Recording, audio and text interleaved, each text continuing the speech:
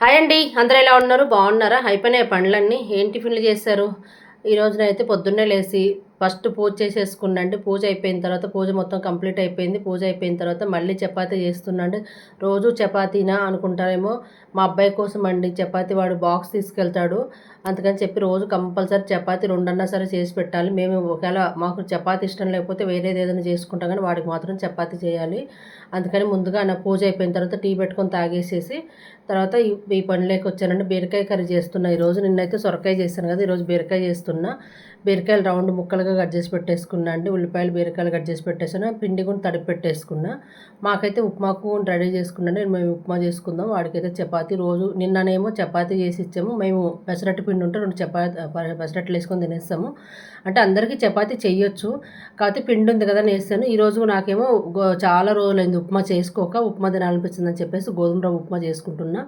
మా అబ్బాయికి ఒకరోజు పులిహోర, ఒకరోజు ఏదన్నా వైట్ రైస్ అలా చేసిద్దామన్నా, వైట్ రైస్ అలా పెట్టిద్దామన్నా కానీ వైట్ రైస్ అయితేనేమో కర్రీ కట్టియాలి పక్కన ఇడిగా బాక్స్‌లో లీక్ అవుతదంటారు.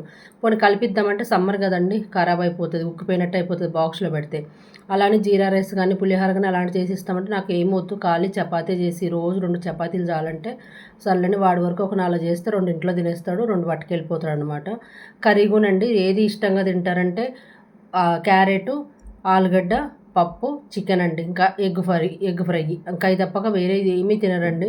కష్టపడి మనం ఎంత ఇష్టంగా చేసినా గానీ సరే, అది కూర తీసి పెట్టిస్తా గానీ అది అక్కడ పడేస్తాడో ఏమో తెలీదు గానీ నిజంగా అన్ని కూరగాయలు తినాలండి పిల్లలు. నిజంగా ఇంత రేట్లున్నాయి. అంతంత రేట్లు పెట్టి మనం తీసుకొచ్చి మనం ఎంత కష్టపడి చేస్తామో వాళ్ళు ఇష్టంగా తినాలని చేస్తాం కదా! కానీ వాళ్ళకి మాత్రం అది ఉండదండి. మాకు ఇష్టం లేనిది చేస్తే మేము ఎలా తింటాం అన్నట్టుగా అనుకోని తీసుకెళ్ళిపోతున్నాడు కానీ తింటున్నాడో పడేస్తున్నాడో తెలీదు. ఇంట్లో మాత్రం ఒట్టి చపాతీ తింటాడు. కానీ ఆ కూర అయితే వేస్ట్ అయిపోతుంది కదా అని బాధ అనిపిస్తుంది. పోనీ పెట్టీయకుండా ఒట్టి చపాతీ కట్టిద్దామంటే ఈ మధ్యాహ్నానికి ఎలా ఉంటుందో బాగోదు కదా కర్రీ కొంచెం పెట్టిద్దామని పెట్టిస్తాం అనమాట. మన ప్రయత్నం మనం చేస్తాం. అది వాళ్ళ ఇష్టం అనమాట.